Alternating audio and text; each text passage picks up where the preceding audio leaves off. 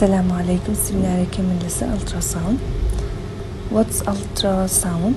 Ultrasound is a medical imaging method that uses sound wave on a body. Sound wave recording the body's internal organ for testing or diagnostic or therapeutic manner.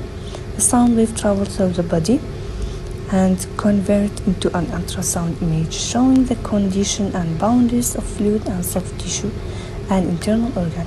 طبعا سونار بەکاردێنین لە بۆ دەستنیشانکردنی نەخۆشیەک و هەروە لە بۆ چارەسەرکردنی نەخۆشیشدا بەکاردێنرێت. و هەروە نەک لە بۆ ئەوەش it's a most common testing method with pregnant women لە بۆ ئافرەتانی دووگیان باوترین ڕێگایەکەوە بەکاردێنین. History of ultrasound هیستۆریەکەی بەکارهێنانی سونار لە بواری پزیشکیدا لە کاتی جەنگی جیهانی دووەم و دەستی پێکرد کە کارەکانی دکتۆر کارل تیۆدۆرمانیان لە نەم ساڵی 1942 لەسەر لێکۆڵینەوەی سونار گواستنەوەی مێشک یەکەم کارە بڵاوی کردەوە. هەرچەندە دکتۆرەکانی دیکە کە لە ئەمریکا و ژاپۆن و ئەوروپاش وەکو پێشنگ ئاماژیان پێکراوە، بەڵام کارەکانی پرۆفسۆر نیان دۆناڵد و هاوکارەکانی لە گلاسکۆ لە ناوەڕاست ساڵان 1950 شتیان کرد بۆ ئاسانکاری پەرەپێدانی تەکنۆلۆژیا و هەروە پەرەپێدانی سونار.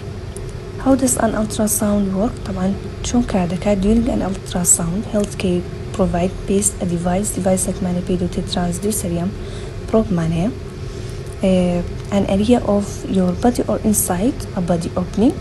The provide applies a thin layer جێڵش بەکاردێنین ئەوە یارمەتی ultrasound wave دەدا are transmitted from the transducer through the gel and into your body.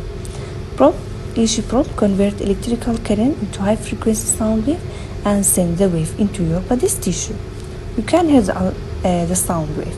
Sound wave bounce of structure inside your body and back to the probe. The generator probe دواتیش convert the wave into electrical signal. کۆمپیوتەرەکە شوێنەکەمان لە بۆ پیشان دەدا. ئەوەش ڕسمێکی ultrasound component of ultrasound machine. یەکەم لە transducer پێکدێت. transducer وتمان send and receive the sound wave. دەدێنرێ و دەگەڕێتەوە waveەکە. Central processing unit. The central processing unit in the brain behind an ultrasound machine. It coordinates the different signal emitted and received by the transducer. The display or monitor manager shows the image ئەوە وێنەکەمان لە بۆ پیشان دەدا ئیمێجەکە. Control نۆبەکان control نۆبەکانیش لە بۆ enable the technician to adjust the setting ultrasound scanەکە to get a clear picture وێنەیەکی جوانترمان پێ پیشاندا و هەروە زوومینگی ڕسمەکە لۆمان دەکا.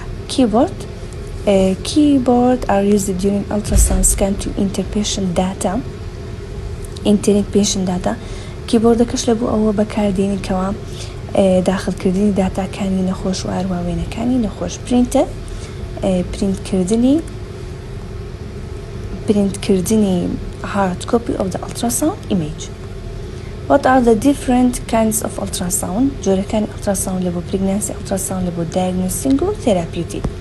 pregnancy وتمان لە بۆ ئافرەتانی دووگیان بەکار دەهێنرێت و هەروە ultrasound to confirm that you are pregnant.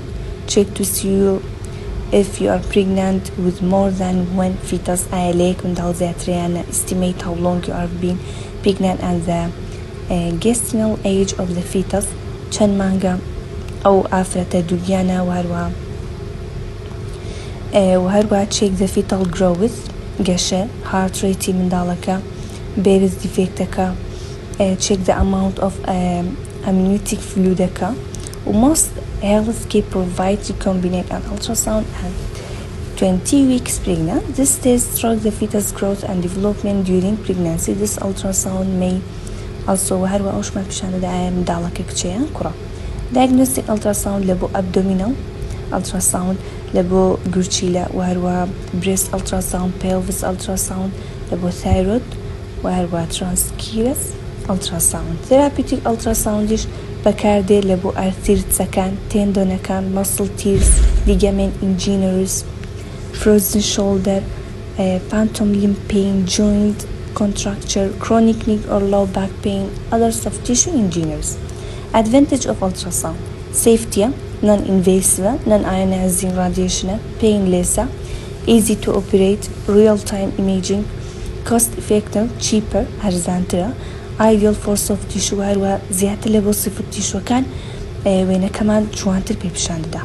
Disadvantages of ultrasound: limited penetration through the bone and earth، وتمان زیاتر لە بۆ soft tissue باشە لە بۆ bone باش نییە ئەوەندا. limited resolution: ultrasound is less rate but lower resolution than MRI. ultrasound باشە بەڵام resolutionی خراپترە. MRI and CT scan باشترن. inability to penetrate dense structure، زۆر باش نیە لە بۆ dense structureەکان. dependency on patient cooperation: ultrasound image reels on patient cooperation، gas، obesity. طبعا بەپێی جۆری نەخۆشەکەش دەگۆڕێ، نەخۆشەکە قەڵۆبیان نەخۆشەکە زۆر جوڵەی بکە ئەڵتراساوندەکەمان بە جوانی لە بۆ ناتوانین بگرین. reference. Thank you. سپاس.